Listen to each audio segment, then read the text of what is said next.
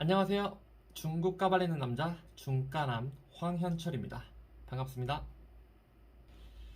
제가 오늘 준비한 내용은 시진핑의 권력 이양에 관한 내용입니다. 내용이 좀 긴데 중요한 내용이 많으니까 꼭 끝까지 시청해주세요. 최근 미국 국제전략연구소가 시진핑 이유란 제목의 보고서를 발표해 향후 중국의 권력 이양 가능성을 4가지 시나리오로 예상해 화제가 되고 있습니다. 먼저 2022년 권력 이양에 관한 4가지 시나리오를 살펴보겠습니다. 첫 번째입니다. 질서 있는 권력 이양입니다. 두 번째 시나리오는 2027년이나 2032년 이후 권력 이양입니다. 세 번째 시나리오는 쿠데타나 정변에 의한 권력 이양입니다. 네 번째는 예상치 못한 죽음 등으로 인한 지도력 상실입니다. 보고서는 시진핑이 자신의 권위를 공고히 했지만 지난 40여 년간 중국 공산당이 평화적으로 권력을 이양했던 관례를 무너뜨리면서 중국을 후계자 위기로 몰아넣었다. 이는 국제 질서와 글로벌 사업에 깊은 영향을 가져왔다고 지적합니다. 시진핑은 지난 19차 당대회에서 후계자를 선정하지 않았습니다. 또 13기 전국인민대표대회에서 국가주석 연임 규정을 삭제하면서 그동안 이어진 당내 관례를 깨뜨려 공산당 정권의 불확실성을 높였습니다. 아무튼 이번 보고서는 내년 가을에 열릴 20차 당대회가 2년도 채 남지 않은 시점에서 권력 이양에 대한 여러 추측과 예상이 난무하는 상황에서 나왔습니다. 자, 그러면 지금부터 이번에 화제가 된 미국 국제전략연구소의 4가지 가상 시나리오에 대해 구체적으로 살펴보도록 하겠습니다. 첫 번째 시나리오는 시진핑이 20차 당대회 이후 공산당 중앙위 총서기, 국가주석, 중앙군사위 주석 중 2가지 직책을 이양하는 것입니다. 단계적인 권력 이양을 의미합니다. 저 개인적으로는 가능성이 굉장히 작다고 보고 있습니다. 어쨌든 보고서는 이에 대한 근거로 시진핑은 그동안 당정 조직과 제도적 기초를 강화해왔다. 이를 통해 구조개혁 추진에 필요한 권력을 갖췄고 현재 여러 개혁이 추진 중이다. 그렇기 때문에 안심하고 권력을 내려놓을 수 있을 것이라고 했습니다. 이와 함께 개인의 안전 문제를 근거로 독재자의 41%가 퇴임 후 1년 내 처벌 또는 사망한다는 연구 결과를 언급하면서 권력 이양 가능성을 말했습니다. 개인의 안전 문제를 이야기하니까 기억나는 에피소드가 하나 있는데 소개해드리겠습니다. 제가 과거 인민망에서 근무할 때 시진핑이 본사에 방문한 적이 있습니다. 그날은 제가 있던 해외 선전부, 우리나라로 치면 언론사 국제부입니다. 아무튼 해외 선전부는 출근을 안 했습니다. 그런데 시진핑 방문 전날 저희 부서 전체에 볼펜을 포함해 뾰족한 물건은 전부 책상에서 치우라는 공지가 내려옵니다. 전 직원이 책상을 깨끗하게 다 치우고 퇴근했죠.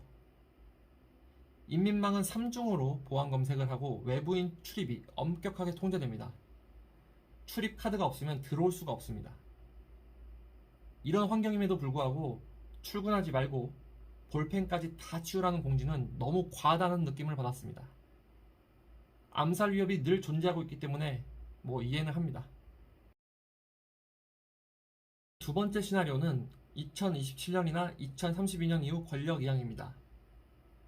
보고서는 시진핑이 후계자 권력 승계 시스템의 중요성을 인식하고 있다면서 현재 준비된 후계자가 없기 때문에 20차 당대회 이후 퇴임은 이르다고 판단할 수 있다고 지적했습니다. 이러한 분석에 어느 정도 동의합니다. 아울러 시진핑이 2027년이나 2032년 이후 퇴임을 하더라도 국가주석직은 그대로 유지할 수 있다고 말했습니다. 또 강력한 반부패 운동을 통해 잠재적 경쟁자들을 정리할 수 있음을 지적하며 시진핑이 개인 우상화 작업을 어느 정도 했지만 개인 우상화 작업은 20차 당대회 이후 더욱 강화될 것이라고 말했습니다.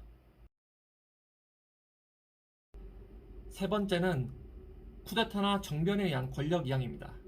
이 문제는 늘 존재하고 있죠. 보고서는 시진핑이 당내 적이 많은 것이 사실이나 조직적으로 시진핑의 반기를 드는 것에 한계가 있음을 지적하면서도 독재 권력은 대부분 일반 대중이 아닌 권력 상층부를 통해 무너진다고 했습니다. 그러면서 계속해서 경제가 둔화하고 대외적인 위기에 제대로 대처하지 못한다면 문제가 될 수 있다고 말했습니다. 네 번째 시나리오는 예상치 못한 죽음 등으로 인한 지도력 상실입니다. 시진핑은 올해 한국 나이로 68세고 흡연자입니다. 체중, 딱 봐도 과체중이죠. 업무 스트레스 엄청날 겁니다.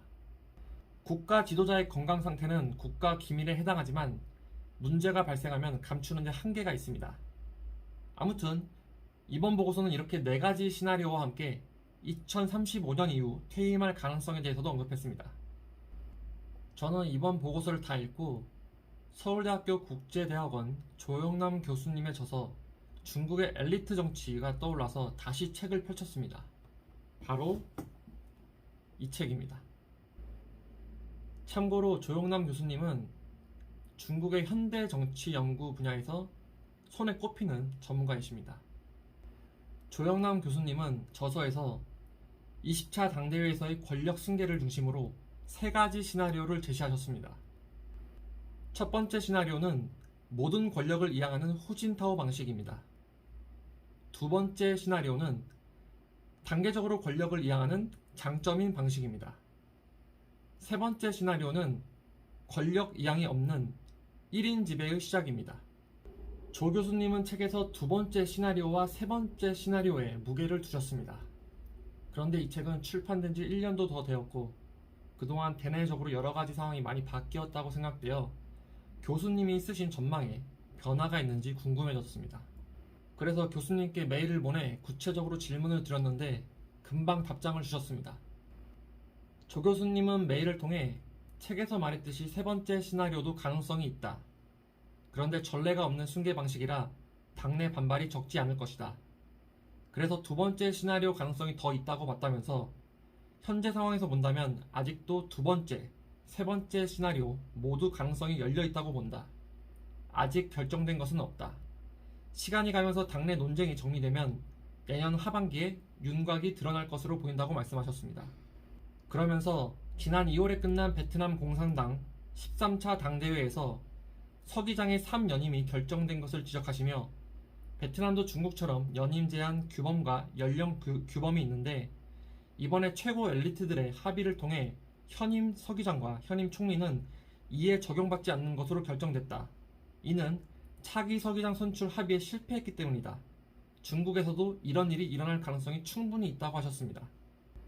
간추리면 시진핑이 권력을 이양하더라도 단계적일 것이고 3연임에 대한 가능성도 열려있다는 말씀으로 해석됩니다. 끝으로 이번 영상을 준비하면서 공부한 내용을 통해 제가 예상한 시나리오입니다. 허접하지만 중까남이 예상하는 시나리오도 같이 한번 살펴보겠습니다. 저는 개인적으로 시진핑이 한 번 더 연임할 것이라고 봅니다. 공산당 중앙위 총서기, 군사위 주석, 국가주석 이 3가지 직책을 그대로 연임할 것이라고 봅니다. 이 3가지 직책을 그대로 연임하면서 발생할 수 있는 리스크, 그리고 당내 반발을 누르기 위해서 당내 개파 간 타협을 통해 후계자를 선정할 것으로 봅니다. 그래서 제가 생각하는 첫 번째 시나리오는 시진핑이 한 번 더 연임을 하고 그리고 개파 간 타협과 협의를 통해 후계자를 선정하는 것입니다. 두 번째 시나리오는 절대로 발생하면 안 될 그런 시나리오입니다. 그런데 중국이라서 가능성을 배제할 수는 없습니다. 내용은 1982년 독재자 출현 방지를 위해 폐지한 당 주석 제도의 부활입니다. 이렇게 되면 마오 시대 1인 지배 체제로 다시 역사가 회귀하는 결과가 나오게 될 겁니다. 제가 앞서 말씀드린 2가지 시나리오를 예상하는 근거를 말씀드리면 첫 번째로 현재 준비된 후계자가 없습니다. 두 번째, 2018년도에 국가주석 임기 제한이 삭제되면서 공산당 중앙위 총서기, 군사위 주석, 국가주석 모두 연임 횟수에 대한 제한이 없어졌습니다. 세 번째, 2015년도부터 2020년도까지 인민해방군 개혁을 통해 당에 의한 군의 지휘 및 통제 원칙이 확립됐고 선택적 반부패로 권력을 공고히 했습니다. 네 번째, 후계자를 내세우지 않고 연임하면 당 내외적으로 엄청난 반발에 직면하게 될 수 있습니다. 임기가 있으면 불만이 있어도 참을 수 있습니다. 임기가 없으면 참을 수 없습니다. 쿠데타나 암살에 대한 위험이 늘어나겠죠. 다섯 번째, 적이 많아서 핵심 권력은 절대 내려놓지 않을 겁니다. 핵심 권력이라고 제가 말씀드리는 것은 중앙군사위 주석직을 말합니다. 여섯 번째, 시진핑 사상 당장 명기, 개인 우상화 작업, 양거 외후 등을 통해 표면적으로 최고 지도자의 권위를 확보했습니다. 일곱 번째로 사방에 적을 만들면서 내부 결속을 다지고 강화하고 있습니다. 대표적인 예가 코로나, 또 전랑 외교가 있겠죠. 참고로 저는 이제 이 전랑 외교라는 단어를 사용하지 않고 앞으로는 전랑 외교를 강시 외교라고 표현할 겁니다. 강시는 중국을 대표하는 귀신입니다. 강시는 눈에 보이면 아무나 그냥 물어뜯죠. 현재 중국의 외교와 이 강시는 굉장히 비슷한 면이 많다고 봅니다. 제가 오늘 준비한 내용은 여기까지입니다.